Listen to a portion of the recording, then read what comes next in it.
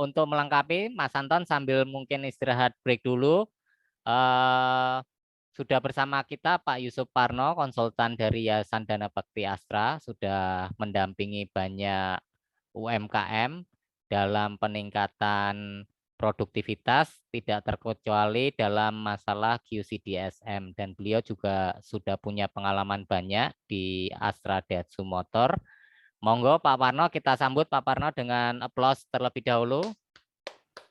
Oke, monggo Pak Parno, waktu dan tempat.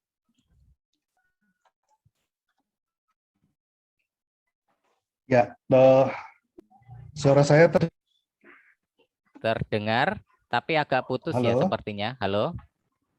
Putus-putus. Ya. Sudah, mungkin, tapi ini kok, nggak terlalu jeda banyak. Nggak terlalu. Ya. Baik. Ya, sebenarnya untuk sharingnya tadi Mas Anton itu sudah baik ya. Jadi saya lebih akan melengkapi kalau ada pertanyaan ya, barangkali melengkapi kalau nanti jawaban dari Mas Anton, lalu saya bisa menambah atau melengkapi. Karena sesuai permintaannya kan kita mau ngobrol sharing terkait dengan QCDSM. Jadi audiensnya ingin bertanya apa, itu saya akan memberikan informasinya. Jadi saya tidak menyiapkan presentasi terkait dengan ini. Jadi sesuai kebutuhan audiens kepingin bertanya mengenai apa. Itu Mas Baskoro. Oke, baik kalau begitu. Mungkin sebagai pertanyaan awal untuk memancing pertanyaan berikutnya, Pak Yusuf. Ya. Boleh di-share Pak Yusuf masalah-masalah kritis yang sering muncul di UMKM terkait dengan QCDSM itu apa, Pak? Mungkin mulai dari Q-nya dulu, Pak. Kualitas dulu. Baik. Kalau terkait dengan kualitas, ya kebetulan kalau yang di CU Kranji ini saya perhatikan banyak yang ke usaha makanan ya. Ya, betul. Jadi mungkin saya akan terkait dengan yang ini karena yang ikut di Zoom ini kan UKM Kranji, dan UKM Kranji kebanyakan yang saya perhatikan adalah terkait dengan makanan.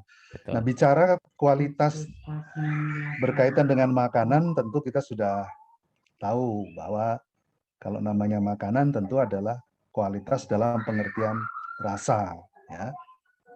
Terkait dengan rasa, artinya makanan ini kan harus diterima oleh pembeli dalam kondisi yang fresh, jangan sampai kondisinya sudah kurang segar misalnya. Karena kalau image yang pertama terasa begitu, pasti orang akan kecewa dan tidak akan melakukan pemesanan yang kedua ataupun yang ketiga. Ya, itu terkait dengan kualitas. Nah, di samping dengan rasa, kalau terkait dengan makanan, tentu adalah kemasan. Ya, kemasannya menarik atau tidak, itu sebelumnya kan kita sudah ngobrol sama Pak Julius kan, ya terkait dengan kemasan. Kemasan kan juga punya daya tarik tersendiri terkait dengan itu, ya. Nah, lalu terkait dengan cost. Terkait dengan cost kan berarti terkait dengan harga. Ya, tadi Mas Anton sudah memberikan contoh bahwa yang menjual APD kan tidak hanya satu orang, ada banyak. Begitu juga yang menjual makanan, kan banyak juga. Sehingga yang harus kita perhatikan adalah ini kan sama-sama makanan ya, mungkin rasanya berbeda. Kalau saya jual ayam berarti kan perbandingan orang kan kepada makanan yang sama-sama ayam. Jadi terkait dengan harga tentu harus diperhatikan. Misalnya kalau McD berapa, kalau Kaleo berapa, kalau ayam ini berapa, itu supaya kita menentukan harga di segmen yang tertentu, ya.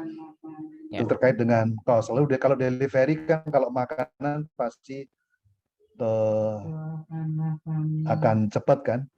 Misalnya order siang ini ya, misalnya nanti akan dikirim siang ini. Jadi tidak akan dikirim 2-3, kecuali kalau yang memang model yang pesanan. Kalau Pesanan. pesanan hari Harus tepat misalnya waktu ya Pak ya. ya Jangan minggu kecepatan. Kalau depan kecepatan ya nanti nggak lucu juga. ya ya. Nah itu bedanya sama barang mati kan. Ya, Nah jadi demikian terkait dengan kualitas perlu diperhatikan, terkait dengan cost ya, lalu delivery time ya, lalu nah terkait dengan safety. Terhadap safety ada yang saya perhatikan agak kurang peduli sama safety ya. Jadi safety terkait dengan makanan misalnya ya, kadang-kadang kalau bungkusnya plastik itu kan di staples ya. Nah, di staples itu kan kalau dilepas kadang-kadang kita nggak pegang staplesnya, tapi kita nggak tahu kemana masuk. dia jatuhnya. Betul, Apakah keluar bungkus atau ke dalam nasi atau ke dalam sayur. Jadi, betul. nah itu yang menurut saya kalau makanan dibungkus dengan plastik lebih baik menggunakan seal tip ya. Jadi Ya, dengan seal tip kan sama-sama tertutup, tetapi bahaya kena staplesnya kan lalu menjadi hilang. Ini adalah kalau kita peduli dengan safety dari pelanggan kita ya.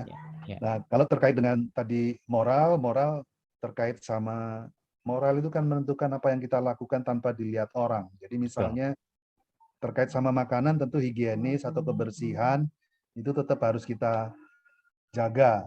Jadi jangan sampai contoh sederhana yang maaf, yang beli ternyata ada rambut di situ misalnya ya. Di nasinya atau di sayurnya ada rambut ya. Atau mungkin juga ada lalat ya. Di hal-hal semacam itu kalau di makanan itu krusial. Krusial, ya. Itu Langsung ilfil yang mau image makan. orang langsung wah seumur-umur nggak akan pesan lagi kalau semacam itu. Nah, itu yang mungkin harus menjadi perhatian kalau bicara dengan UMKM yang dalam bidang makanan. Ya. Ya. Nah, mungkin itu Mas Batro yang saya tambahkan. Baik. Baik, tadi sudah pertanyaan pengantar. Tadi ada poin-poin penting yang sudah disampaikan oleh Pak Yusuf Parno. Monggo dari Pak Moko, Pak Agung, Pak Edi, aduh, Pak Edi, Bu Mega, terus Mas Yono, ada Mas Danang. Silahkan kalau mau tanya-tanya, mumpung ada. Yang mungkin terkait makanannya juga boleh. Ini kalau Mas Danang ini kebetulan di apa namanya kontraktor nih. QC DSM-nya ya berarti harus menentukan sendiri Q-nya apa, C-nya apa, D-nya apa, S-nya apa, M-nya apa. Tapi kalau Q berarti kalau untuk makanan mungkin Mas Moko juga bisa sambil sharing Mas Moko. Makanan kan kualitasnya itu kan berarti bumbunya standar, dimasak dengan standar, kemudian dikemas dengan standar ya Pak Moko. Silakan Pak Moko, coba. Oke. Sebenarnya kan gini, ayam panggor yang kita rintis ini itu kan menu baru. Ketika kita menentukan ayam panggor, ayam panggang, ayam asap, kita survei dulu pasarnya, kita searching. Yang main ayam asap itu berapa sih? Yang di ada Bekasi ada berapa? Terus yang di Jakarta ada apa? Yang viral mana? Kita samperin coba ke yang viral itu, kita beli produknya, kita breakdown. Ya, kita breakdown itu apa aja sih isinya, isi dan harganya berapa. Oke. Nah dari situ kita belajar pasarnya untuk nentuin harga. Oke. Nah, itu yang kita lakukan pertama. Terus selanjutnya tentang masalah kualitas. Memang kualitas itu kalau makanan sangat sensitif karena beda proses, beda Rasa. hasil, beda rasa, beda hasil. Nah, memang ya kita jaga benar prosesnya dari ayam mentah sampai ternyata maras ayam itu kan ada parunya. Itu kalau sampai kelewatan itu akan cepat berbau di situ. Kita pelajari, oh itu harus bersih, nggak boleh ada marasnya di dalamnya. Itu salah beberapa poin yang kita pelajari dengan berjalannya waktu. Sekarang kita lagi mikir alat yang kita gunakan ini gimana, kan namanya ayam asap, berarti ada wisnya adalah asap. Asapnya kita coba mau destilasi biar jadi air cair, dari asap cair, karena itu untuk sebagai pengawet ayamnya. Nah, pengawet ayamnya, jadi kita bikin alat baru, alat yang lama kita udah nggak pakai lagi, kita bikin alat baru, asapnya kita destilasi biar asap cairnya itu kita bisa gunakan lagi. Nah, pengembangan seperti itu, inovasi seperti itu untuk meningkatkan kualitas tadi, karena makanan itu harus awet juga. Tapi kan kita harus yang food grade. Kalau kita menggunakan pengawet yang tidak food grade, memang banyak di pasaran. Tapi itu akan merusak pasar kita sendiri. Maka saya cari referensi. Saya memang bukan expert di bidang makanan, karena background saya memang bukan di situ. Tapi saya bisa belajar dari googling. Oh, ternyata bisa digunakan, asapnya itu bisa digunakan untuk pengawet makanan. Saya sudah gunakan. Nanti kalau misalnya alat itu sudah berfungsi, saya kasih videonya Pak Bas. Keren. Iya Pak Bas.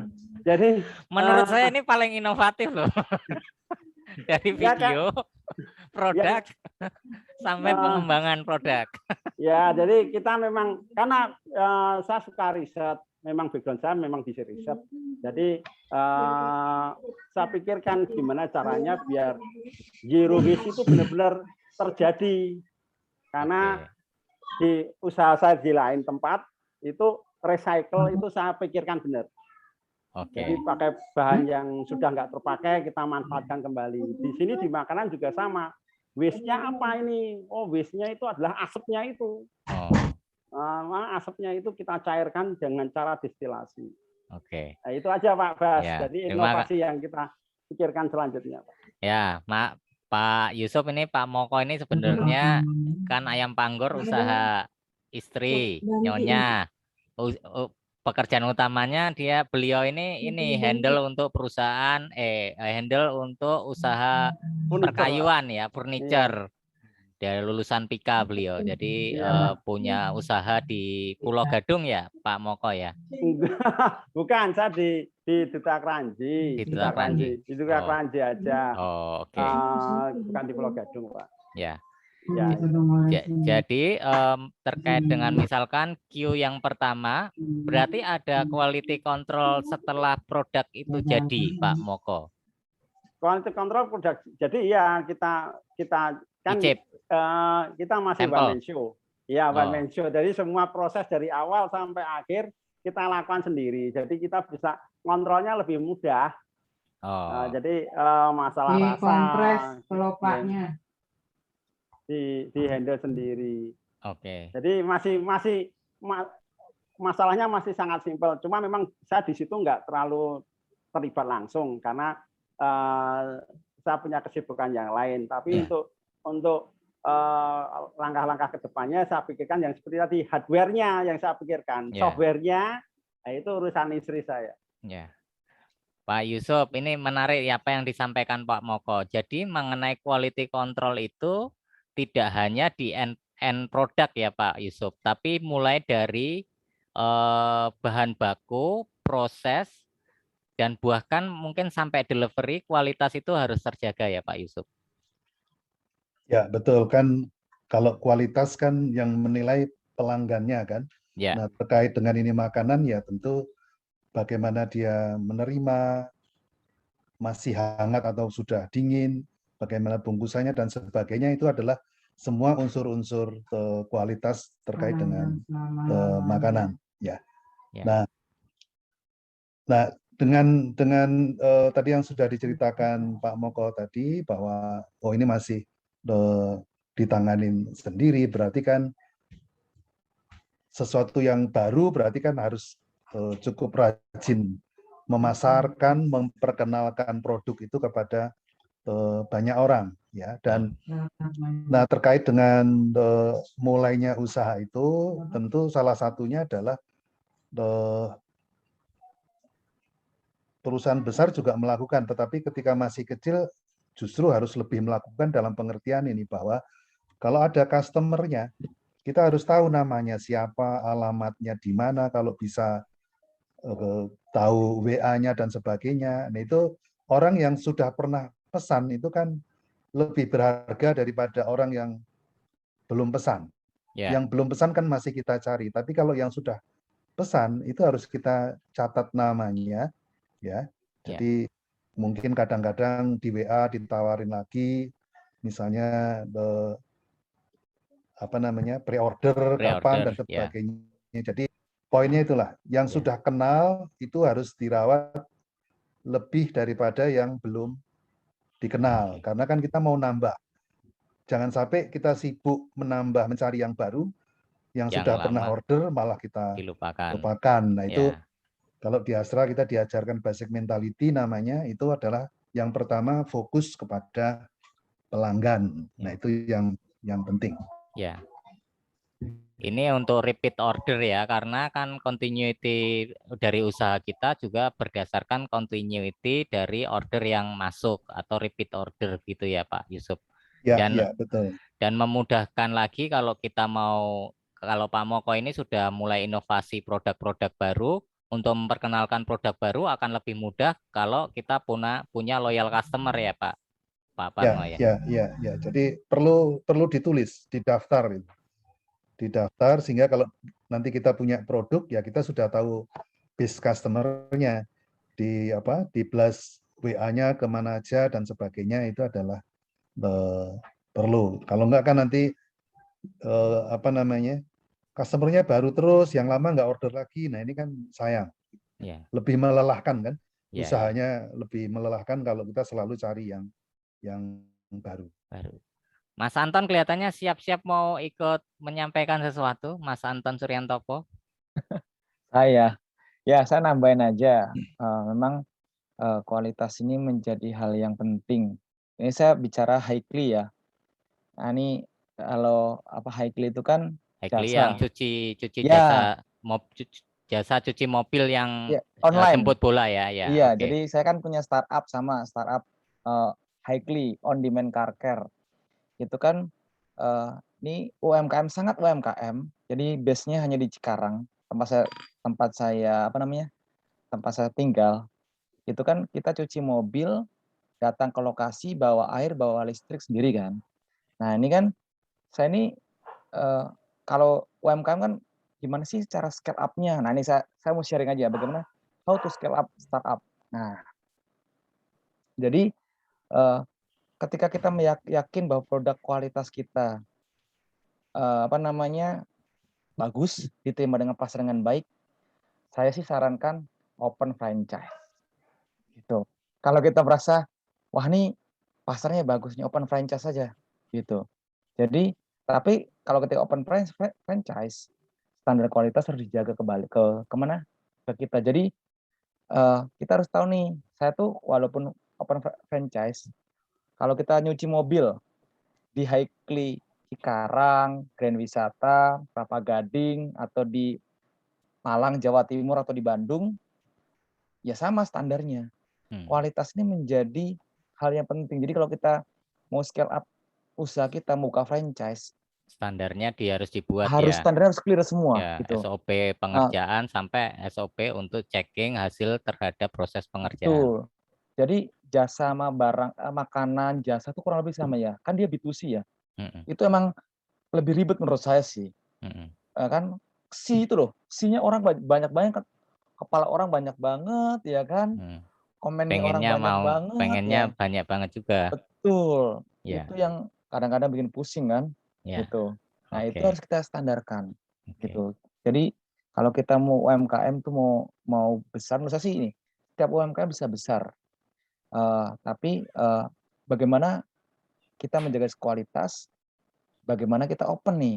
Kalau orang-orang kan takut buka franchise, buka aja menurut saya sih. Kalau menurut saya ya, Oke. kalau merasa Yakin gue. Ya, nanti Itu bagus buat nanti franchise bisa, tuh, ya Mas betul. Baskoro.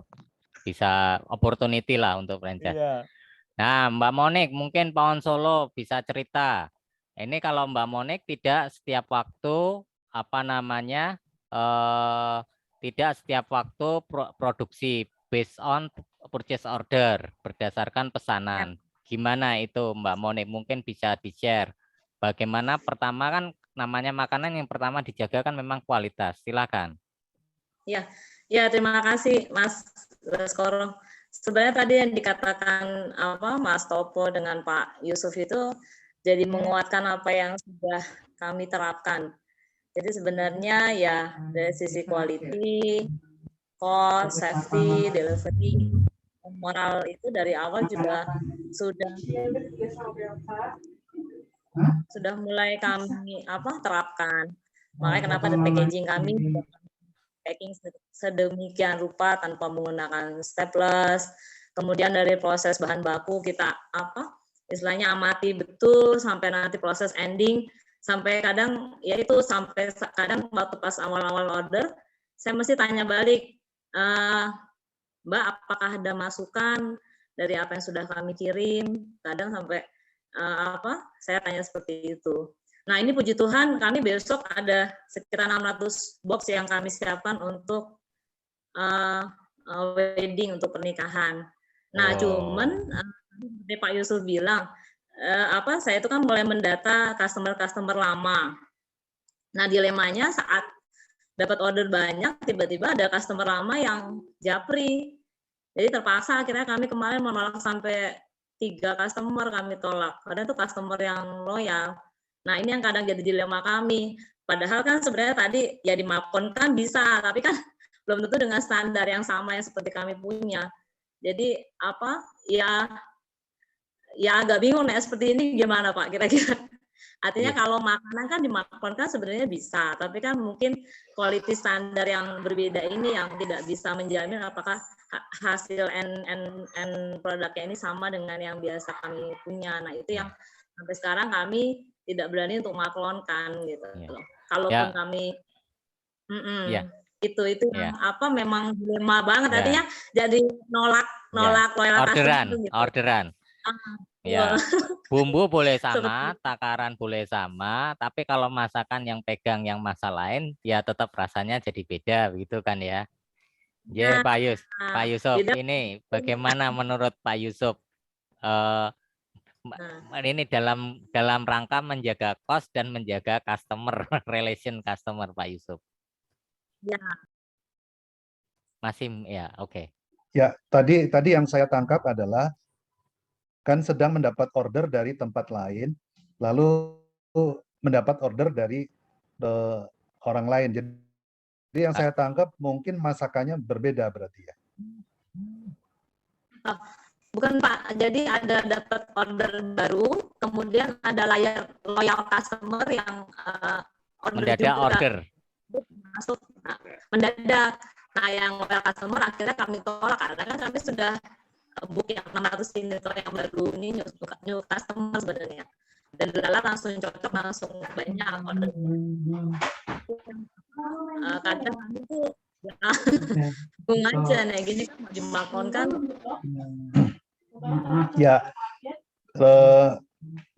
in case dalam seperti itu ya mau tak mau kan kita harus minta maaf kan, minta maaf bahwa kebetulan sedang menanganin order yang banyak, lalu kita tidak bisa melayanin ordernya itu. Nah, satu hal yang barangkali bisa ditawarkan adalah apakah bisa dipindahkan waktunya misalnya. Jadi kita mencoba untuk tidak langsung menolak, tetapi apakah bisa waktunya misalnya ganti besoknya atau lusanya begitu. Jadi ya kita mencoba untuk tetap kontaknya tidak putus, tetapi kalau customer-nya memang nggak bisa, dia butuh hari yang sama, ya berarti kan kita tidak bisa melayani. Ya itu siapa boleh buat.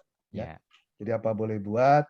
Nah, hal-hal yang semacam ini, barangkali mungkin contohnya gini ya, kita tidak bisa melayani ordernya, Tetapi kalau kita kirim bingkisan, itu adalah salah satu cara untuk menjaga, ya, menetralisir Ya, kekecewaannya betul, customer betul. tadi. Ya, jadi misalnya dari yang kita buat tadi 600, mungkin ada yang disisihkan untuk customer itu. Jadi kita kirim ke dia free of charge, jadi dia tetap apa ya? Keep in contact lah ya, merasa Loyalitasnya ya, tetap kita pegang. ya, Itu poinnya. Nah, dan mungkin setelah dia dapat apa namanya, bingkisan kiriman itu, mungkin dia malah kontak kita mau untuk order order kapan pada lagi. hari gitu. Ya, Nah, betul. itu caranya ya. Jadi Ya, customer yang loyal, karena gini, jangan sampai yang sudah loyal itu pergi. Itu betul. poinnya. Menjaga customer itu jangan sampai yang sudah kita kenal ini dia kecewa lalu dia lupakan kita. Nah, itu kan sayang sekali. Jadi salah satu cara demikian. Jadi kita sisihkan, kita kirim, dia tidak bayar. Nah, itu adalah cara untuk menjaga hubungan dengan customer itu. Demikian, Bu. Ya. Ya, saya jadi ingat dulu Baik. pernah, ya, makasih Pak Yusuf, Mbak Monik. Sekadar share, saya tuh dulu pernah komplain ketika di hotel, saya minta bednya 2 dikasih single bed, saya komplain. Dan tidak berselang lama ya, antara 15 menitan saya dapat apa namanya koktail dan sebagainya. Itu bagian dari untuk meredam, minimal meredam amarah, meredam kekecewaan. Tapi juga justru itu bisa jadi pengikat, oh ternyata saya diperhatikan ya. Oh ternyata relationship-nya masih dijaga. Jadi menarik sekali. Tadinya saya pikir quality itu hanya di produk, tapi ternyata dalam usaha quality tidak hanya di produk saja, tapi quality bagaimana kita berkomunikasi dan juga berelasi dengan loyal customer kita. Begitu ya Pak Yusuf ya? Ya, betul. Jadi itu kesempatan untuk customer delight namanya. Jadi dia tidak berharap, kita beri kejutan, nah dia terkejut-kejut. Nah, itu poinnya di situ. Jadi dia mendapatkan lebih dari apa yang dia harapkan. Oke. Baik. Terima kasih. Nah, itu mengenai quality ya. Kalau mengenai cost, mungkin ada yang ini enggak. Saya tuh mau tanya sebenarnya kalau Pak Moko atau Pak Moko kan sudah mulai produce tiap hari. Sementara Mbak Monik ini produce-nya based on PO. Ada masalah enggak ya terkait dengan menghitung biayanya? Monggo, silahkan. Saya boleh sharing, Mas? Ya, silahkan. Iya, kalau dari sisi cost sebenarnya kan Pawon Solo itu jangkauannya menengah lah ya, mengambil menengah. Nah, kadang tuh kami kan seringkali misalnya di koperasi, misalnya ada gudeg dengan harga sekian yang menawarkan. Nah, padahal kami bisa di bawah itu. Nah, jadi kan kami biasanya ya milih nggak ikut-ikut untuk menawar karena takutnya kan temennya kasih. Ya ini kok sebenarnya juga jadi dilema, artinya memang ya tadi kan sebenarnya kita mau ambil pasar yang mana ya, artinya ya itu pilihan. Tapi nek kos ini ya kadang ya itu ngelihat kok bisa tinggi banget ya, kami padahal bisa di bawah itu. Makanya kan kami suka bilang kalau kos ya bisa negotiable, artinya kami mengikuti apa yang customer ingin gitu loh. Kadang kami balik gitu loh. Ya. Tapi tadi menarik ya yang disampaikan Mas Anton tadi mengenai quality sama cost. Karena quality itu memang related sama cost.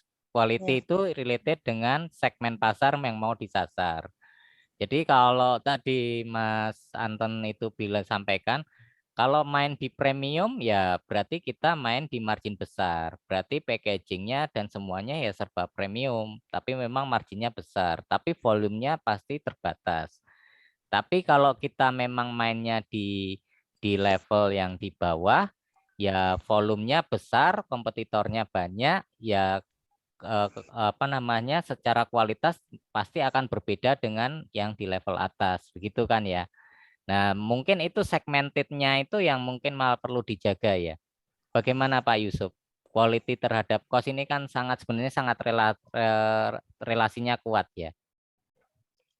Ya, jadi kalau kita melakukan usaha itu ada salah satu tool yang namanya BMC ya, Business Model Canvas.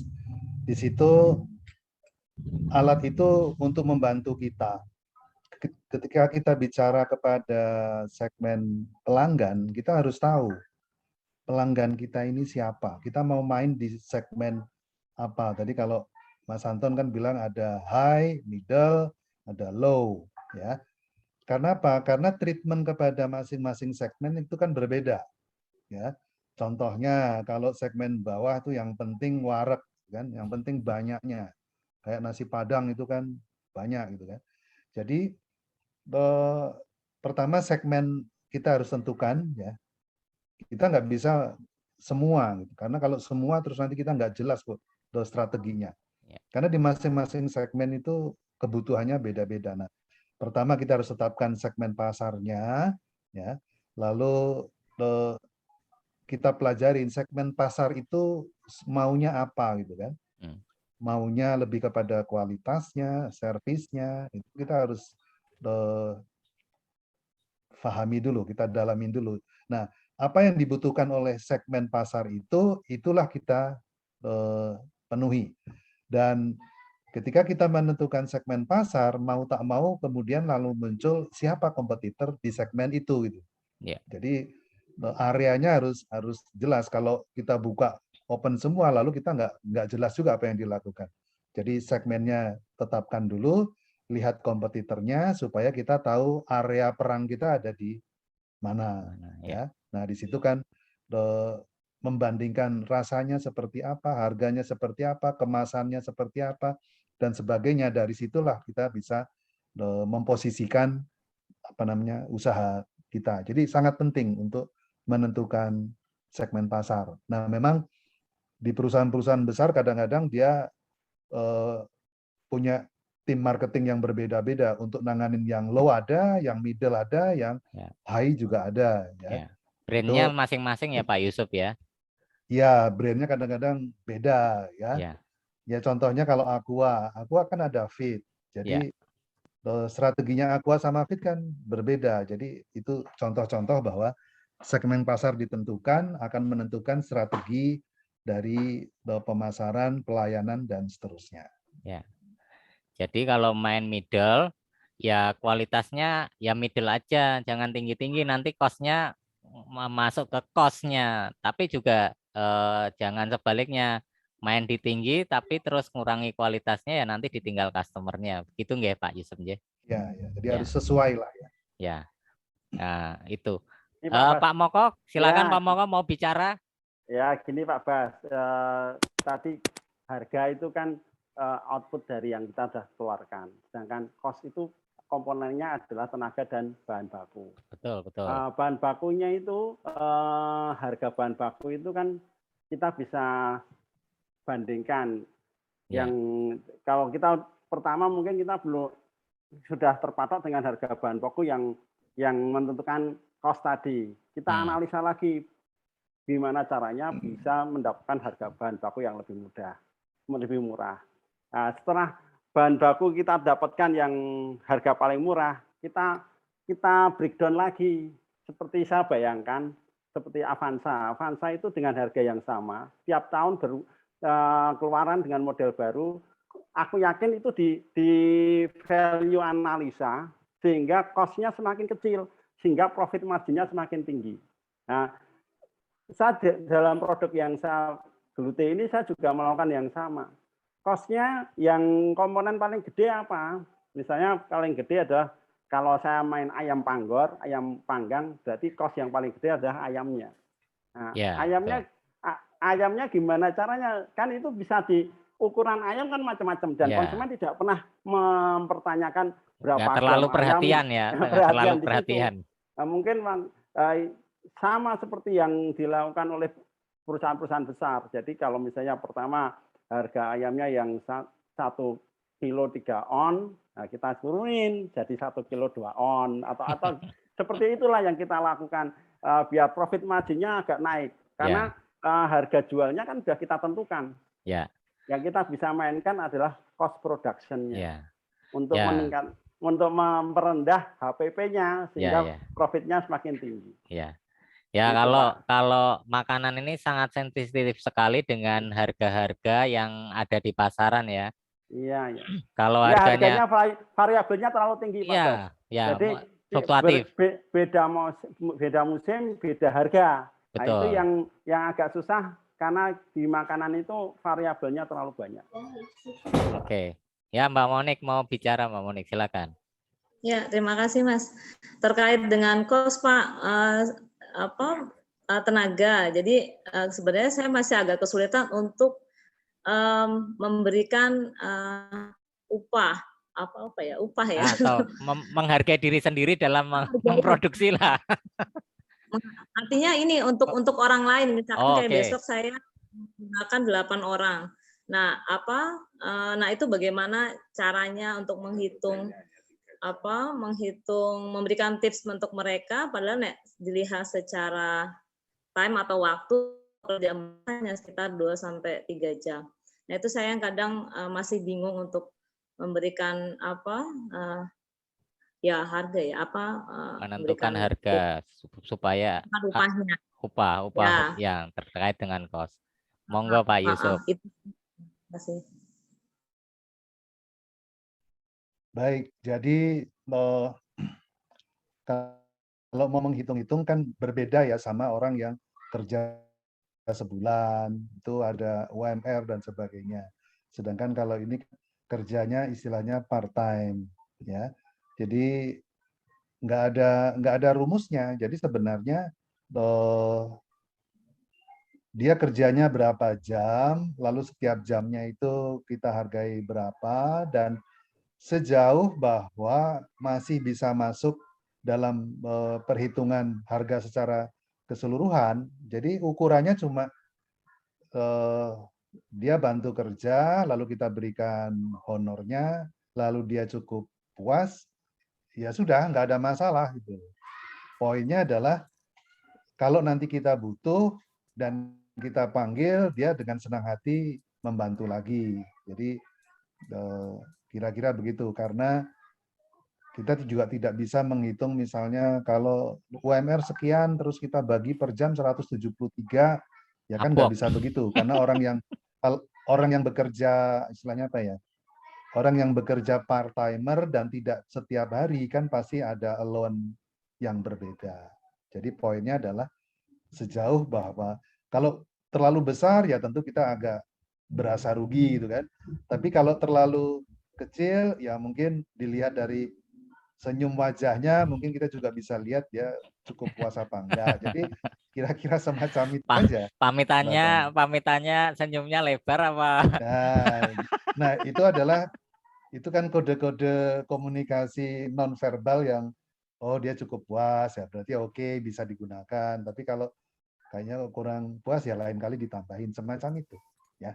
Karena ini kan cuma nggak sampai sehari, cuma sebentar gitu. Ya ada ya pertimbangan sesuai dengan pertimbangannya masing-masing.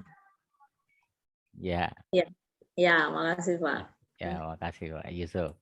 Ya, ini kalau UMKM apalagi yang menerima pesanan itu, kalau pas dapat pesanan banyak itu kan memang butuh orang banyak ya. Butuh orang banyak tapi bisa jadi orangnya juga nggak nambah banyak gitu. Nah, lalu bahasanya bagaimana menghitungnya ya, ini bagian dari proses belajar, nanti sambil belajar sambil dibuatkan standarnya.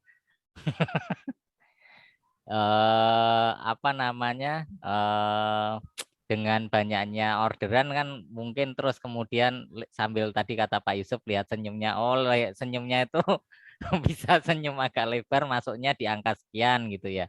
Jadi itu bisa menjadi pembelajaran.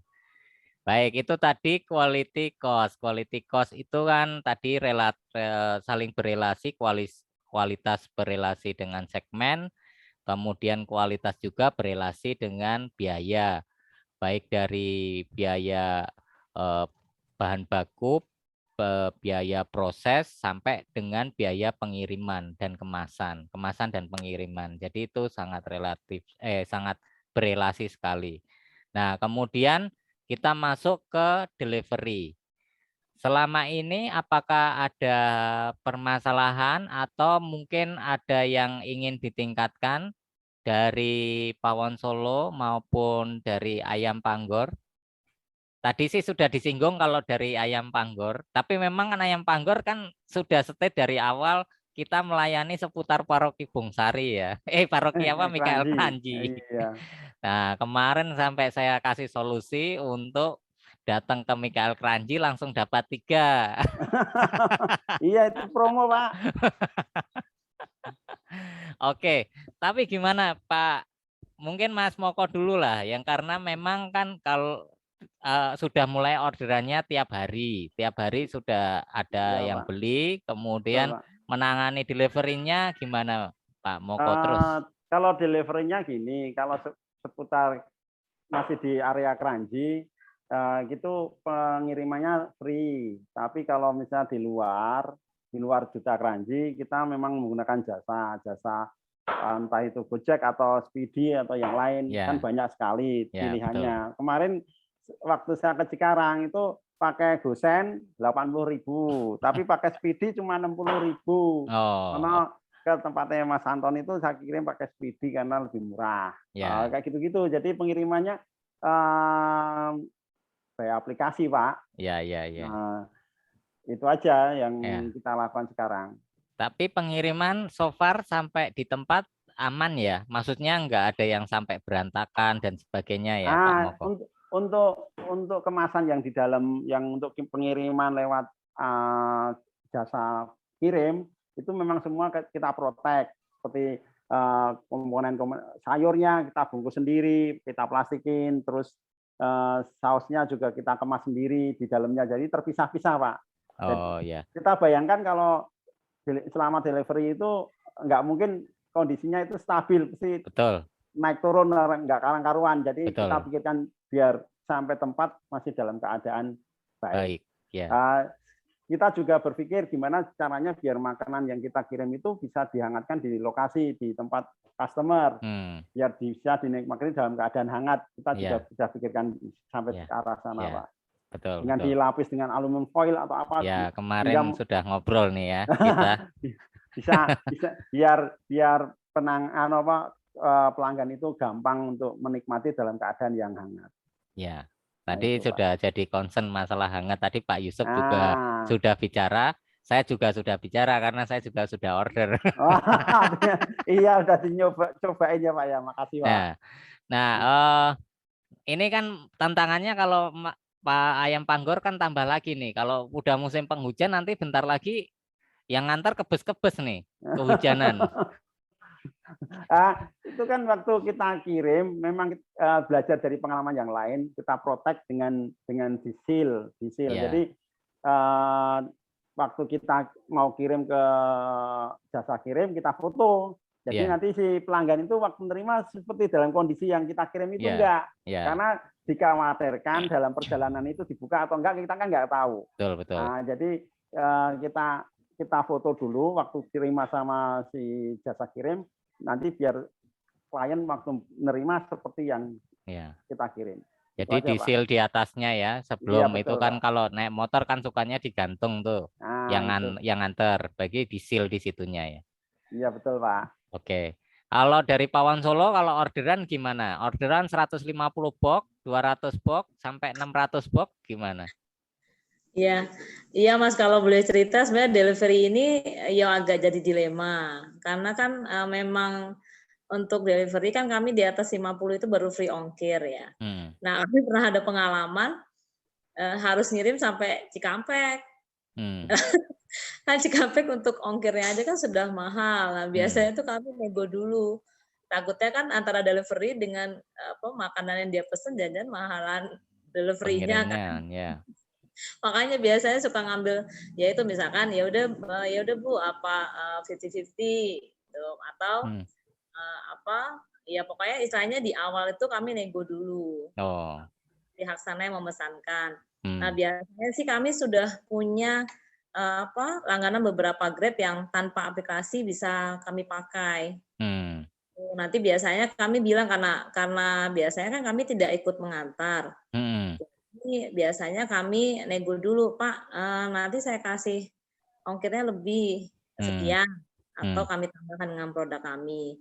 Sejauh ini sih nggak ada masalah, artinya aman, artinya kalau sudah sampai tempat mereka pun biasanya confirm. Cuman kadang ya itu yang sama kayak Mas Moko tadi yang kami pikirin, kadang misalkan makanan kami kan ada produk tumpeng mini. Nah, itu yang kadang kami mesti mikirin supaya aman sampai di lokasi. Artinya kan itu tumpeng kan lumayan beresiko ya. Jadi Ya, sampai kalau tumpeng nggak lancip-lancip ya namanya bukan tumpeng nanti, tumblek. Tumplek aja. Tumpengnya dari tumpah, tak lauknya kemana-mana. Itu artinya kalau makanan antara delivery dengan quality itu masih tetap ya harus tetap kita lihat, artinya sampai tempat makanannya berantakan atau enggak. Sebenarnya tadi yang dari Mas Moko sharingkan tadi malah belum kami lakukan, memfoto apa yang dalam mobil itu kami jarang lakukan. Nah, itu mungkin baik juga akan kami coba lakukan. Gitu loh. Nah, Itu ini malah sekalian sharing ini ya, berbagi ya, informasi. artinya make sure bahwa itu memang masih baik dalam kondisi ini. Tapi puji Tuhan sejauh ini ya aman, nanti tidak pernah ada komplain untuk di delivery dan itu sih quality. Jadi selalu on time. Ya. Gitu. Pak Yusuf, mungkin boleh ada insight baru Pak Yusuf. Critical point apa saja sih di bagian delivery yang harus benar-benar jadi concern utama dan perlu dijaga? Ya, terkait delivery tentu yang pertama adalah ketepatan waktunya. Artinya kalau terlambat pasti dia kecewa gitu kan. Kalau kecepatan dikit ya mungkin nggak masalah. Tapi poinnya adalah agar ketepatan waktu itu menjadi concern ya. Karena kalau belum waktunya ya kesiapan dia untuk menerima kan lalu mungkin belum siap. Itu satu hal. Yang kedua yang tadi juga sudah dibahas, dipikirkan adalah agar waktu diterima itu sesuai dengan apa yang kita bayangkan. Kita ingin diterima dalam kondisi seperti apa. Kan namanya makanan kalau dia dalam bentuk box, kan jangan sampai juga ketika diterima boxnya sudah terbalik. Nah kan kebayang nanti makanannya seperti apa. Jadi hal-hal itulah yang jadi krusialnya adalah satu terkait sama waktu, kedua kondisi barang seperti apa. Nah, kembali kepada kualitas. Kualitas itu kan bukan pada saat kita kirimkan, tetapi artinya kualitas itu adalah bagaimana kondisinya pada saat diterima. Itu konsepnya demikian. Makanya memang ya perlu dipikirkan terkait sama kemasan, caranya membawa dan sebagainya. Itu poinnya di situ. Demikian Mas Bas. Baik, tadi yang cukup jadi underline adalah sebenarnya delivery itu poin utamanya bukan di pengiriman, tapi bagaimana customer itu menerima sesuai yang ditawarkan lah ya, Pak Yusuf ya. Jadi bagaimana itu benar-benar nyampe dengan baik. Nah, mungkin teknik-teknik komunikasi dalam promosi juga bisa disesuaikan. Misalkan kalau memang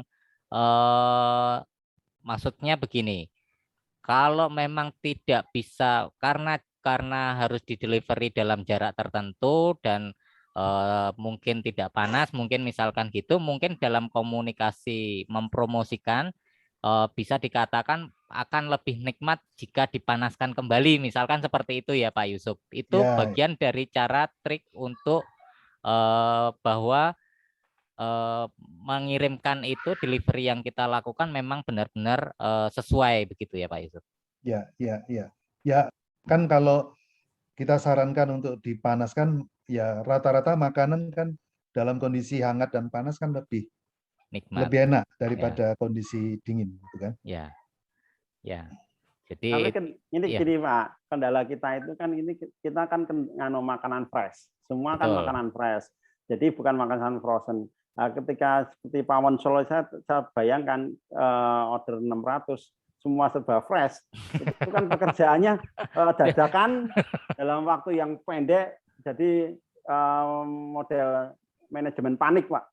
Manajemen panik. Nah, itu Pemadam saya bisa, kebakaran. bagaimana Paman Solo bisa menghandle pekerjaan yang semua harus disiapkan dalam keadaan fresh tadi. Aku pengen dengar juga Oh dari ya, Paman Solo sharing. gimana cara Ya, silakan Mbak Monik. caranya menyiapkannya itu, Pak. Silakan Mbak Monik. Iya, Mas Moko, sebenarnya ketika kita mengajukan menu kepada customer, itu biasanya kami sudah membayangkan proses. Jadi setiap masakan yang kami masak itu biasanya kami sudah tahu detail prosesnya. Misalkan untuk item A ini berapa jam yang mesti kita prepare, ketahanannya sampai berapa lama, kemudian nanti dia akan dimakan pukul berapa, itu biasa kami tanya detail. Misalnya kami tawarkan nasi liwet Solo, kami bisa tanya, Mbak, untuk dimakan jam berapa ya? Nah kan kalau nasi liwet dimakan sore terus dia dari siang, kan pasti tidak akan tahan lama. Ya, jadi biasanya proses seperti itu. Jadi kita diskusi di awal. Saat kita menawarkan menu, kita tanya dulu mereka butuhkan untuk makan jam berapa, kemudian untuk event apa. Biasanya itu kami tanya detail supaya bisa mengajukan contoh beberapa menu. Nah, untuk kasus 600 ini, yang besok ini, kebetulan besok yang kami sajikan itu kebetulan untuk nikahan. Jadi dari awal tuh kami sudah mengajukan menu-menu yang memang tahan sampai sore, karena kebetulan mereka kan akad ya Muslim. Yeah. Jadi kami sudah tawarkan yang menu tahan sampai sore. Jadi malam ini kami sudah mulai memprosesnya. Karena kan terus terang kami memang semua bahan fresh ya. Tidak ada yang, jadi baru dari pasar kami cuci, baru kami olah, artinya dari benar-benar bahan segar, jadi nggak ada yang frozen. Itu dengan 8 orang tadi itu. Jadi sudah kami proses mulai malam ini, dan misalkan ada penggunaan bahan baku yang memang tidak tahan, misalnya kayak santan, itu biasanya kami ada proses perebusan dulu, kami ambil kentolan. Jadi setiap detail proses itu kita perhatikan supaya nanti sampai makanan akhirnya pun sampai nanti kita packing, gimana cara packing yang mudah. Misalnya kayak rendang supaya packing agar mudah gimana? Berarti daging dengan kuahnya dipisah supaya proses packing tidak terlalu lama, itu sudah kami pikirkan. Itu jadi setiap detail, setiap proses itu sudah kami bayangkan. Karena besok kan yang melakukan bukan kita, artinya orang lain. Jadi gimana cara supaya orang lain juga yang memproses packing itu dengan mudah dan dengan time tadi yang sudah kita perkirakan tepat. Seperti itu. Jadi sudah di manajemen waktunya tuh sudah benar-benar kita hitung. Jadi kami tuh sampai pernah menghitung kalau untuk melipat satu pieces dus itu kami hitung. Berarti malam ini bergadang dong, Pak? Pak, udah pasti, Mas. Dapat 600 order, masa nggak begadang? Nggak lucu. Iya. Nah, ini tapi belum. Kayak malam ini nih sudah hampir 70% kami sudah jadi. Oh, oke. Itu sudah siap, semua sudah siap. Artinya makanan pun juga sudah siap, besok tinggal nambahin apa. Jadi dan kami yakin end prosesnya pasti juga akan secara quality pasti sudah baik. Ya. Oke, ini yang belum dihitung itu biaya kesehatan nih. Kalau biaya kerokan sama pijet belum masuk. Jadi nggak usah panik, Mas. Yang penting sama alat, sama mesin yang membantu. Misalnya tadi kompor yang kami pakai itu sampai 8 kompor, blender itu sampai 3. Artinya itu juga di-prepare ya, alat-alat seperti itu kan yang membantu proses kita ya. Itu jadi selain orang ya tadi mesin semua mesti di ini. Udah pakai 5M nih. Ya. Jadi kayak udah pinter-pinter lah ini Pak Yusuf. Enggak, ini tadi kan ya. Iya, sampai kayak gitu Mas. Ya. Jadi tadi yang menarik ya, tadi sharingnya, jadi membuat timetable. Jadi time to delivery itu dihitung mundur. Jadi pemesanan kapan, dimakan kapan, dihitung time delivery-nya, diurutkan berdasarkan urutan proses. Itu Betul. sudah benar-benar sistematis. Yang kedua adalah tadi apa namanya time study untuk setiap proses. Jadi setiap prosesnya ternyata sudah distandarkan sampai melipat kardus pun sudah ada time study-nya. Melipat kardus itu berapa dan sudah membuat semacam SOP atau standar prosedur untuk pengerjaan masing-masing karena tadi sudah disampaikan yang mengerjakan kan tidak mungkin 2 tangan, 1 orang dengan 2 tangan. Tadi disampaikan ada mungkin meminta bantuan sampai 8 orang. Bagaimana untuk memastikan 8 orang itu tidak membuat kesalahan dalam tanda kutip yang kemudian akhirnya berakibat fatal, maka kemudian harus dibuatkan semacam prosedur urutan. Nah, ini nanti menarik juga nanti mungkin diulas adalah bagaimana kemudian mendeliver prosedur itu sampai akhirnya 8 orang itu bisa mengikuti prosedur yang sama. Tapi sebelum itu mungkin mohon tanggapannya Pak Yusuf terkait tadi yang disampaikan Mbak Monik. Baik, jadi tadi Bu Monik kan Pak Baskoro sudah mengatakan bahwa mau dimakan kapan, dihitung mundur, ya pengiriman berapa lama, proses dan sebagainya. Lalu ada yang cukup tahan lama, lalu tentu prosesnya lebih awal. Kalau yang waktunya lebih pendek, biasanya agak mendekati kepada saatnya pengiriman. Jadi sudah benar itu. Dan yang tadi Bu Monik katakan bahwa pengaturan itu kan pasti si A ngerjakan apa, si B ngerjakan apa, pasti sudah diatur demikian.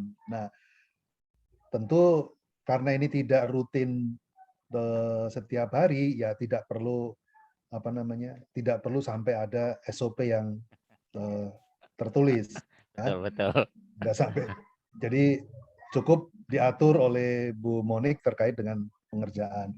Tetapi saya mau sharing juga. Jadi di Mataram ya, di Mataram Lombok itu ada UKM yang dibina oleh YDBA. Jadi dia catering untuk nikah, ya. Jadi dan dia cukup karena dia dibina YDBA, jadi diajarin 5R, jadi barang-barangnya itu diatur, dirak, dikasih label dan sebagainya. Lalu kalau masak ini itu bumbunya apa, dan dia sudah bikin persiapan ini bumbu untuk 100 porsi, ini bumbu 100 porsi, dipersiapkan sampai demikian. Dan dalam hal itu dia sampai menulis prosedur-prosedur. Maksudnya apa ya? Supaya prosesnya tetap sama karena melibatkan banyak orang, ya. Dan catering tersebut itu kalau Pak Jokowi ke sana itu selalu catering tersebut yang melayani. Jadi berarti kan secara kualitas baik, rasanya juga baik, pelayanan juga baik sehingga dipercaya oleh Pemda terkait dengan tamu-tamu yang dari luar provinsi Mataram atau luar provinsi. Jadi orang yang YDBA suka adalah bahwa kalau Pak Jokowi ke situ pasti cateringnya adalah catering binaan YDBA. Oh, oke. Ya. Menarik. Jadi ini tapi tadi sudah inilah ya, sudah mulai tersistematisasi, sudah mulai pakai 5M. Tapi saya mau tanya dulu ini Mbak Monik.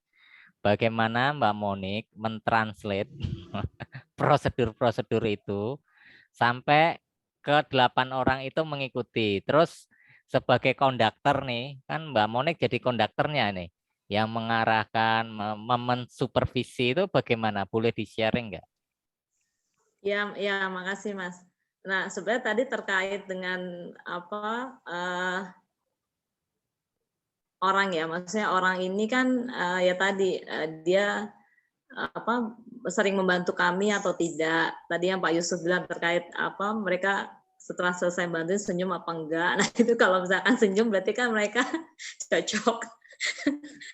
Nah, ini artinya sebenarnya kami mencari orang-orang yang memang terlatih, artinya secara kemampuan sudah sering kami membantu, bantu, terus sampai tadi ya dari sisi hygiene juga kami terangin, kenapa Iya. sih mesti bersih, terus alat juga kami siapkan. Jadi dan biasanya memang ada orang yang ya seperti quality control-nya, artinya memang ada orang yang melihat prosesnya. Oh, Jadi oke. misalnya aku kasih contoh satu nih, ini nanti Hmm. packing-nya caranya seperti ini ya. Hmm. Nah, jadi mulai dari cara packing-nya, penyusunan orang pun jaraknya itu Hmm. biasanya kami udah susun Oh. supaya ya tadi sampai di kualitas akhirnya produknya masih baik. Oke. Jadi memang orang-orang yang memang secara sudah sering membantu dan kemampuannya bisa kami lihat, dan biasanya juga kami yaitu waktu itu kami ukur misalkan dengan 100 box itu packingnya berapa menit sih, berapa jam sih, itu biasanya kami sudah kayak standarisasi, artinya sudah bisa mengkira-kira waktu baku. Dengan berapa kali, artinya dengan beberapa kali pengalaman kan bisa ketahuan. Kalau 100 ini sekian. Sampai sekarang tarafnya itu kami ya tadi kayak Pak Yusuf cerita, sebenarnya kami ada catatan juga, misalkan porsi sekian, bumbunya berapa sih, itu kami sudah ada standarnya. Oke. Supaya ya tadi kan kalau misalkan nanti orang lain yang melakukan kan sudah ada standarnya. Oke. Baik. Itu. Yang penting yang bantu juga pulang senang. Ya. Harus senyum. Harus senyum. Senyumnya dilihatin. Senyum di kulum apa senyumnya lebar? Seperti itu sih. Oke. Baik. Nah, terima kasih sharingnya Mbak Monik. Ini sekarang kita masuk ke 2 ya, safety dan moral. Nah, ini dari Ayam Panggor atau dari Pawon Solo mungkin bisa share yang sudah dilakukan terhadap atau terkait safety. Kalau yang dari Pawon Solo kan juga sudah dari declare promosi awal itu menyebutkan bahwa tanpa staples. Yang Ayam Panggor juga nggak pakai staples juga sih sudahan. Nah, ada lagi nggak misalkan tadi yang disebutkan oleh Pak Yusuf, rambut atau apalah barang yang bukan pada tempatnya ada di makanan, itu gimana misalkan? Ya, kalau boleh sharing sedikit, Mas. Silakan. Ya, kalau masalah safety dan moral, sebenarnya ini juga jadi concern kami. Kalau safety itu tadi ya, selain benda asing di makanan, juga kan kami perhatikan dari sisi pekerja juga, artinya aman nggak dalam selama proses segala macam. Terus kalau dari sisi moral, lebih banyak kami penggunaan bahan baku itu juga kami perhatikan. Artinya misalkan yang pesan muslim atau ini kami sangat-sangat menjaga kehalalan produk, jadi tidak ada bahan baku kami yang memang istilahnya tidak halal gitu.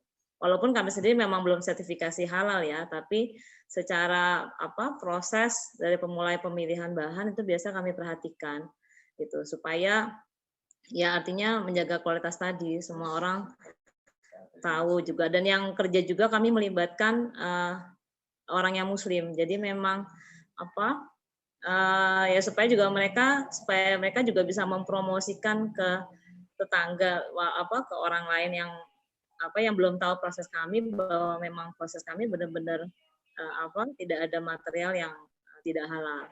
Dan sebenarnya satu lagi yang mulai kami rintis adalah dari sisi sosial. Nah, ini kami mulai mencoba untuk menyisihkan program berbagi makanan. Jadi misalkan dari setiap box yang customer pesan itu biasa kami sisihkan Rp1.000, nanti yang setelah terkumpul akan kami buat dalam bentuk makanan dan kami bagikan lagi untuk misalkan tukang becak di pasar atau pemulung. Seperti itu sih yang mulai kami rintis dari sekarang. Itu sih Mas, makasih.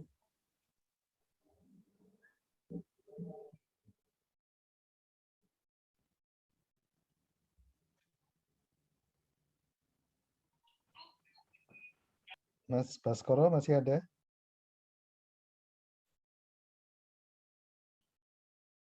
Saya ke mute. Tadi saya sudah ngomong, tapi malah mohon maaf saya ini. Mas Moko, ini saya mau ganti ke Pak Mas Moko ke Ayam Panggor. Iya. Selain saya kan sudah lihat juga di Mas Moko apa namanya packagingnya juga sudah tidak menggunakan staples. Ada lagi nggak Mas Moko yang mungkin bisa di-share terkait dengan keamanan, safety dan juga moral? Silakan Pak Mas Moko. Ya, tanggung jawab moral kita itu kita bayangkan seperti gini. Kita menyiapkan makanan itu buat kita makan sendiri. Jadi saya yakin dengan makanan yang kita siapkan ini sehat dan bersih, dalam artian barang-barang yang tidak seharusnya di situ kita hilangkan. Bahkan tadi saya sudah cerita di awal bahwa marasnya ayam itu kita bersihkan, itu sebagai tanggung jawab moral juga, sehingga hasil makanan itu benar-benar sehat buat konsumen yang kita kirimi. Itu tanggung jawab moralnya, Mas. Jadi memang semuanya belum ada SOP-nya karena kita masih skala rumahan. Tapi dengan keyakinan itu kita bisa kita bisa menyajikan barang yang bagus buat ukurannya itu gampang seperti kata Pak Yusuf tadi. Ukurannya kalau orang repeat order berarti makanan itu diterima.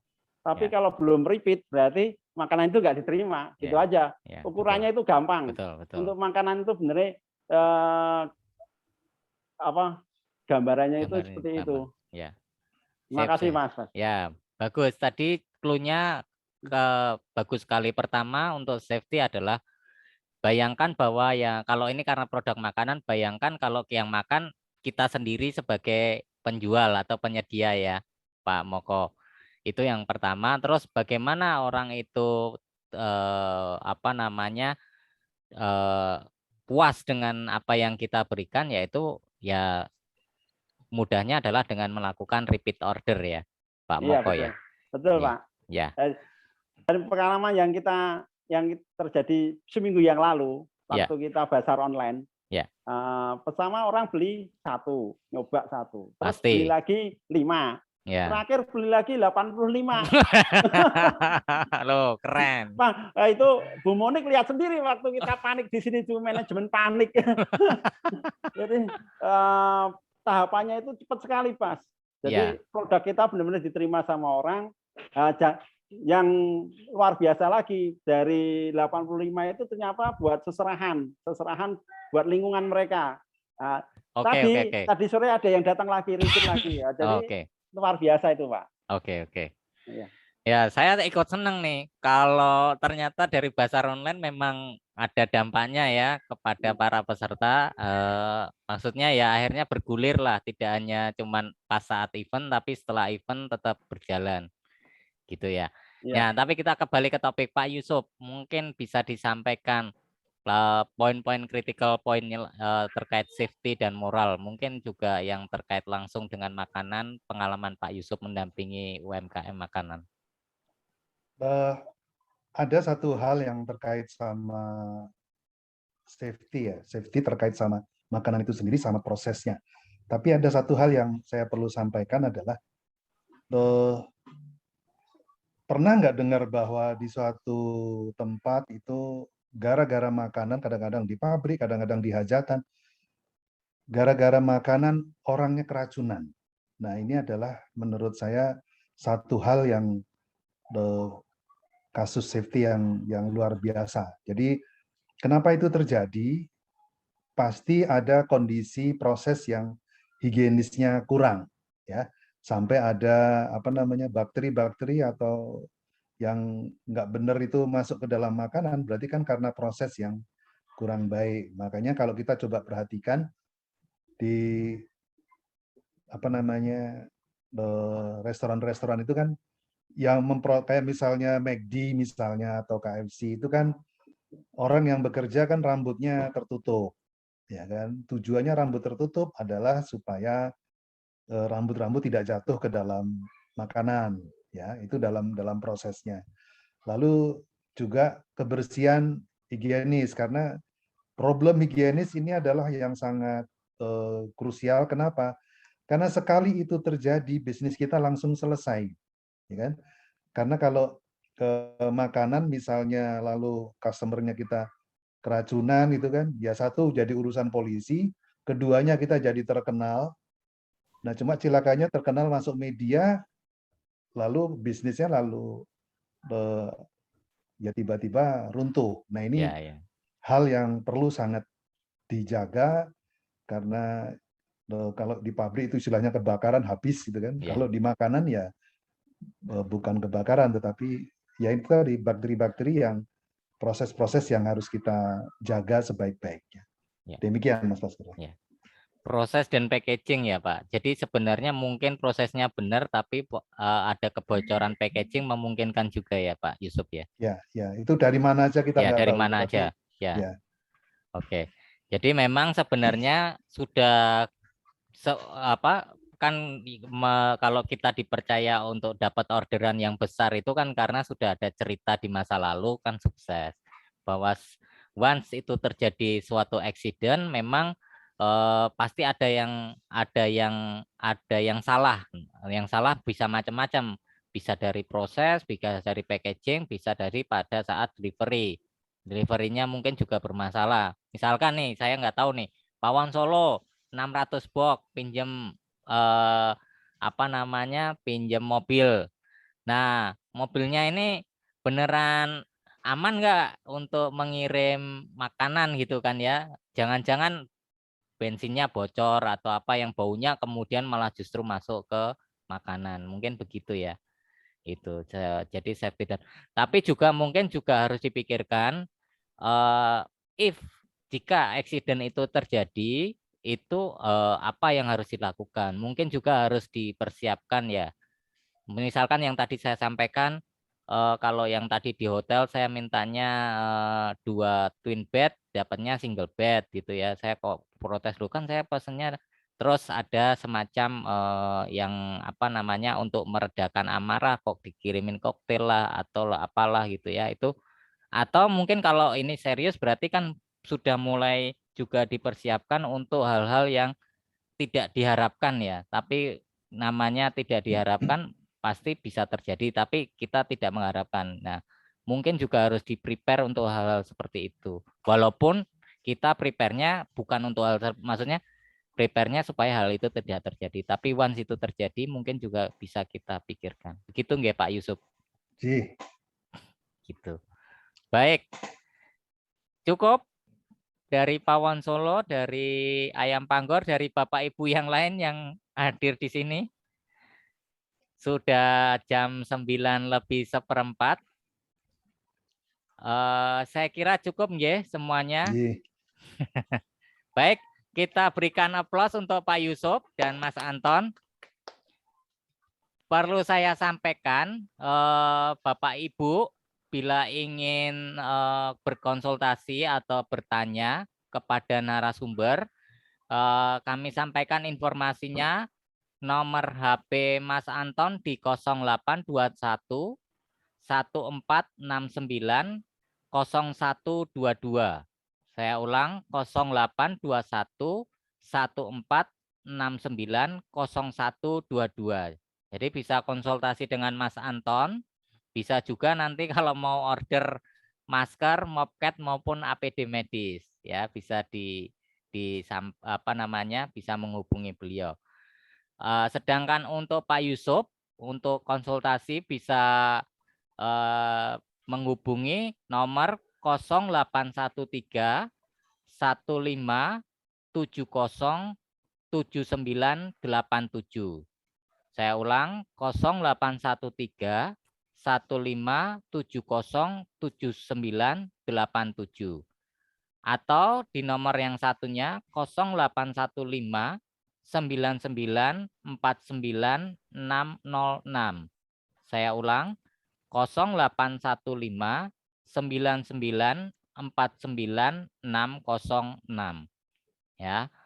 Jadi beliau berdua sudah punya pengalaman di bidangnya masing-masing, terutama kalau Pak Yusuf bisa dilihat, saya sudah lihat sendiri Pak Yusuf ada videonya di channel YouTube-nya Yayasan Dana Bakti Astra mendampingi apa namanya perusahaan untuk meningkatkan produktivitas. Tadi sudah sempat disinggung dengan 5R, kemudian itu yang paling sederhana sampai mungkin yang sistem yang lebih lebih apa namanya menggunakan data yang statistik lah yang seperti Mbak Monik sampaikan. Nah, tadi Pak Yusuf juga menyinggung mengenai bagaimana membuat model bisnis ya, bisnis kanvas, bisnis model kanvas, BMC ya Pak Yusuf ya. Jadi boleh mungkin diterangkan sedikit Pak Yusuf?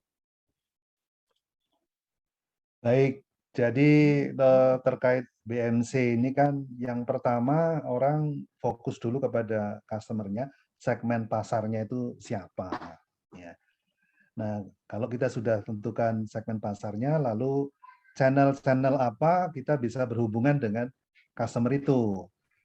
Contohnya mungkin dengan WA, mungkin dengan pameran kayak kemarin itu namanya apa ya, Bazar online. Itu adalah media-media atau cara-cara yang kita gunakan untuk kita bisa ketemu kontak dengan customer.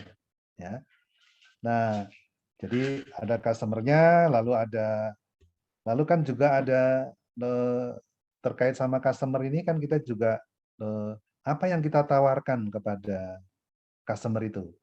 Karena kebutuhan customer yang low level beda sama yang menengah, beda lagi sama yang di atas. Kalau yang di atas dia nggak ngomongin harga. Yang penting dia puas, terlayani, terbantu, dia nggak bicara harga. Ya. Kalau yang di tengah ya sudah mulai bicara harga. Ya. Tapi kalau di bawah itu harga sangat penting. Ya. Nah itu ada 9 segmen. Ya. Nah cuma barangkali saya melihat waktu dan juga Ya. Fokus kepada tadi yang kita sudah QCD. bahas. Mungkin kalau mau detailnya ya harus waktu yang Baik. berbeda ya, karena kalau kita forsir juga Baik. mungkin nggak terlalu efektif juga sih. Baik, Ya. terima kasih Pak Yusuf. Nah, ini sebagai clue bahwa nanti akan kita laksanakan kembali ngobras yang membahas mengenai bisnis model canvassing. Pak Yusuf ini sudah juga mendampingi dalam melakukan bisnis model canvassing. Bisnis model canvassing itu artinya menggambar model bisnis. Jadi digambarkan, dipetakan, dimappingkan sehingga jelas tadi yang sudah sempat disinggung, customer-nya siapa, channelnya bagaimana, cara dapetin uangnya bagaimana, dan sebagainya. Dan itu kalau sebagai informasi saja, Mas Anton Suryantopo membangun Hekli itu dan juga mungkin yang bisnis sekarang itu ketika menyampaikan kepada para investornya itu juga dengan bisnis model canvas. Jadi lebih mudah untuk menggait investor yang mau menanamkan modal bila kita bisa menggambarkan bisnis model canvasnya. Baik, tapi itu nanti di lain waktu karena memang fokusnya di sini kan kalau sudah orderan banyak maka ada tantangan tersendiri. Nah, yang perlu dijagain pertama ya QCDSM-nya.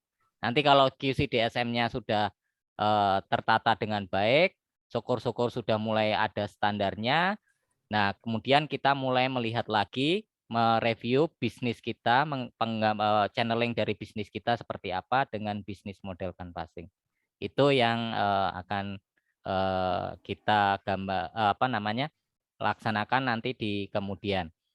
Baik, terima kasih. Kita berikan aplaus sekali lagi untuk Mas Anton Suryantopo, untuk Pak Yusuf Parno, untuk Pak Wan Solo, dan Ayam Panggor. Terima kasih. Mas Bas, Siap. Mas Bas boleh usul satu hal? Silakan Mas Edi. Iya, iya. Monggo. Boleh mau urun-urun sedikit ya, saja. Monggo Mas Edi. Mungkin nanti ada kaitannya dengan yang catering, makanan, lalu tadi disinggung masalah bagaimana costingnya, bagaimana pengelolaan delivery dan seterusnya. Nah, terus nanti akan ke Pak Yusuf Parno juga. Ya. Nah, kaitannya dengan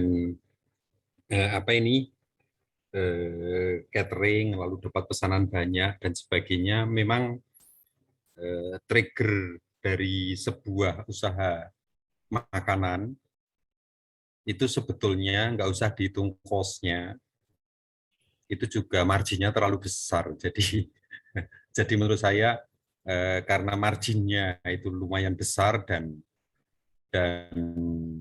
apa namanya opportunity-nya juga gede, maka saya ingat dari ibu saya itu ada pesanan begini, kalau bisnis makanan itu ya tuno sata badi sana gitu loh.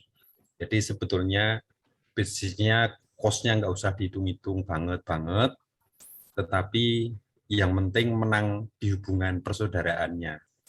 Kalau dalam bahasa modern disebut customer satisfaction, bagaimana membuat customer-nya sangat puas, dan itu bukan hanya repeat order, bagaimana customer juga menceritakan kepada pihak lain karena experience-nya dia pesan makanan dengan kita, lalu itu menjadi bukan hanya repeat, tapi marketnya lalu menjadi besar sekali kemana-mana. Nah, kenapa saya sedikit ngomong begini, karena kebetulan di kampung ibu saya mengelola catering juga, jadi sedikit banyak yang diceritakan tadi saya juga ikut menghayati.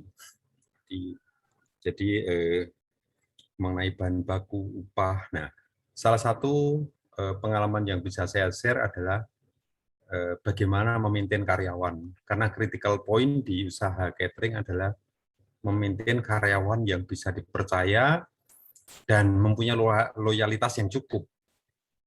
Jadi tidak bisa seperti di pabrik yang maintain orang memberikan jasa lalu dibayar dengan upah yang cukup sesuai dengan kontrak. Kalau di bisnis catering rasanya nggak bisa. Jadi yang perlu dikembangkan adalah olah rasonya cukup diperhatikan. Jadi ketika misalnya minggu pertama kerja dia masih dengan senyum lebar, digaji 500.000 misalnya. Mungkin minggu kedua dia pulang senyumnya lalu berkurang. Nah, kepekaan-kepekaan seperti itulah mungkin penting banget bagi pengusaha catering untuk memaintain anak buahnya dan karyawannya.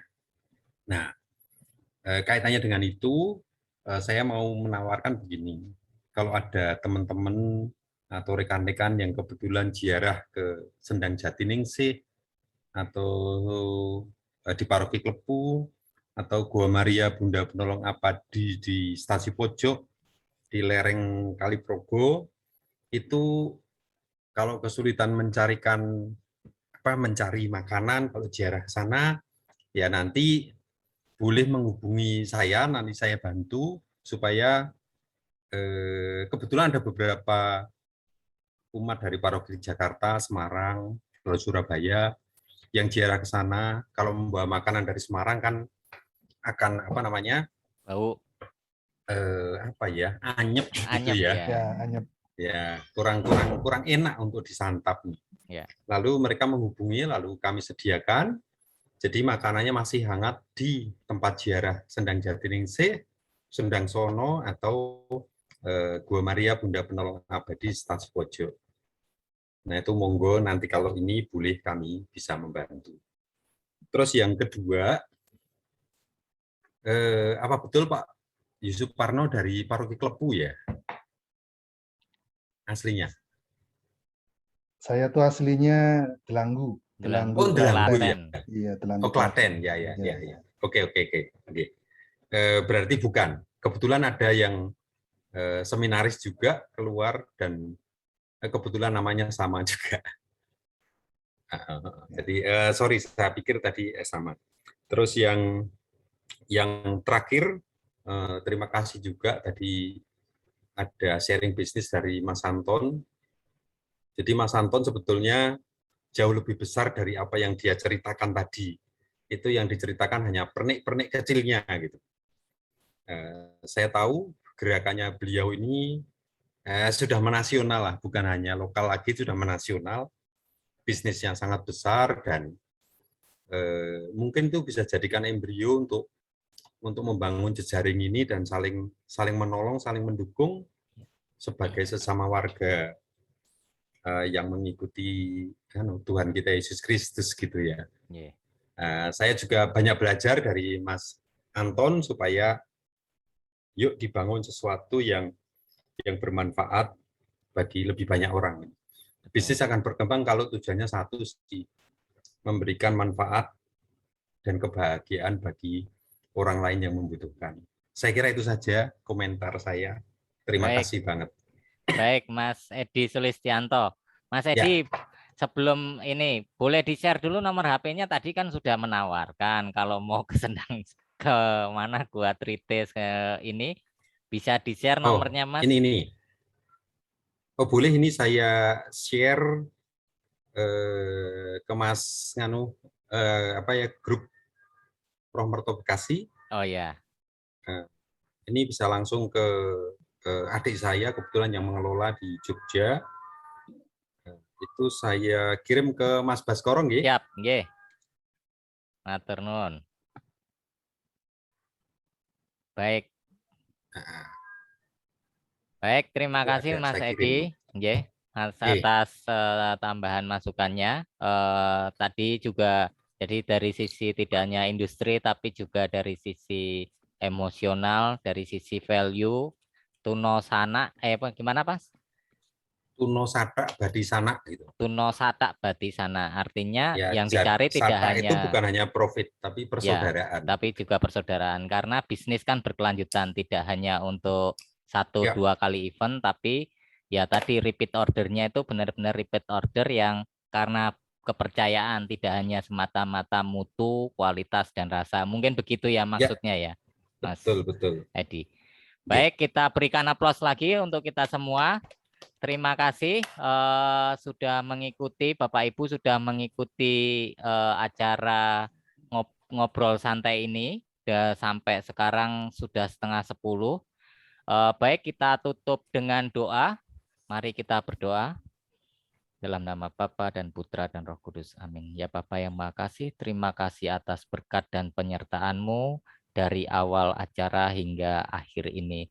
Terima kasih Engkau telah memberikan berkat melalui semua yang hadir di sini, yang berkenan untuk membagikan pengetahuan, pengalaman, dan juga lika-liku dalam mengelola usaha maupun mendampingi usaha.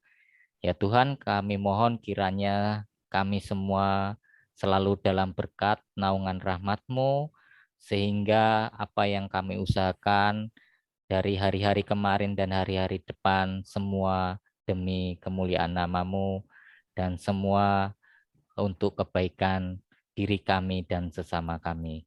Kami satukan doa ini dengan doa yang Kau ajarkan sendiri. Bapa kami yang ada di surga, dimuliakanlah namamu, datanglah kerajaan-Mu, jadilah kehendak-Mu di atas bumi dalam surga. Berilah kami rezeki pada hari ini, dan ampunilah kesalahan kami, seperti kami pun mengampuni yang bersalah kepada kami.